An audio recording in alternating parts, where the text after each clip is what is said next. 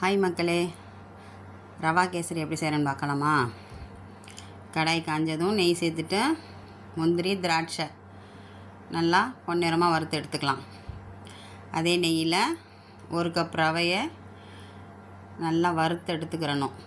இன்னொரு கடாயில் 1 கப்புக்கு 2 கப் தண்ணி, உப்பு, கேசரி கலர், 1 கப் ரவைக்கு 1 கப்பு தான் சர்க்கரை சேர்த்துருக்கேன் நான்.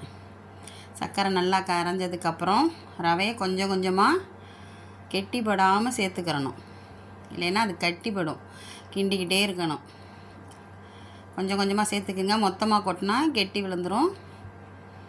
ஏற்கனவே நிறைய நெய் சேர்த்துருக்கோம், அதனால் நல்லா கெட்டி இல்லாமல் வந்துடும். அதோடு நம்ம வறுத்து வச்ச முந்திரி திராட்சையை கலந்து அடியில் ஒட்டாமல் வந்துடுச்சு. பார்த்திங்களா? கேசரி ரெடி ஆயிடுச்சு.